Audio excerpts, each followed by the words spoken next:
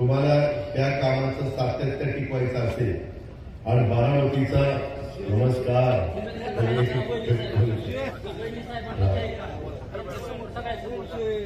तर त्याच्यामध्ये मला आपल्याला एवढंच सांगायचं, त्याला म्हणतात बारामती आधी येणारे, नंतर विधानसभेची निवडणूक येणारे.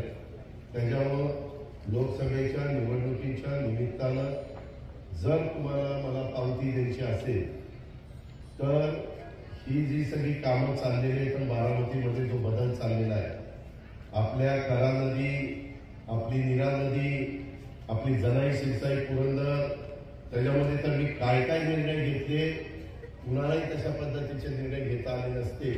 अशा प्रकारचे निर्णय धाडसाने घेतले. शेवटी धाडस दाखवल्यावरच कामं होत असतात आणि त्या प्रकारे ती सगळी कामं केलेली आहेत. त्याकरता उद्या ज्यावेळेस खासदारकीच्या निवडणुका येईल, उमेदवार लवकरच महायुतीचा कोण आहे ते जाहीर करेल. पण मी उमेदवार अजित पवार, उमेदवार समजून तुम्ही तिथं मला मतदान केलं पाहिजे. ही माझी तुम्हाला आग्रहाची विनंती, कळकळीची विनंती.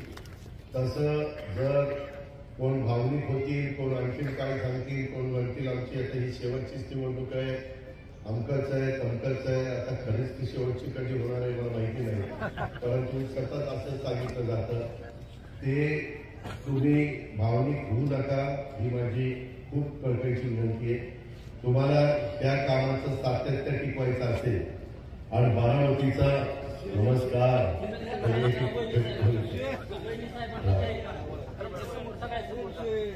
तर त्याच्यामध्ये मला आपल्याला एवढंच सांगायचं, त्याला म्हणतात बारामती.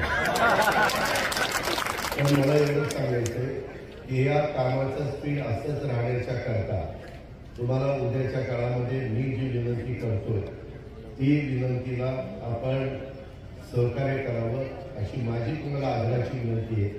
त्याबद्दल आपण सगळ्यांनी अतिशय बारकाईने विचार करा आणि इथं योग्य पद्धतीनं तुम्ही मला सहकार्य केलं, मला प्रतिसाद दिला तर पुढची कामं होती, नाहीतर मी पुढच्या कामाला मागे नाही. मी अतिशय स्पष्ट सांगतो, मी महाराष्ट्र मला खरं आणि स्पष्ट बोलणारा माणूस म्हणून ओळख आहे.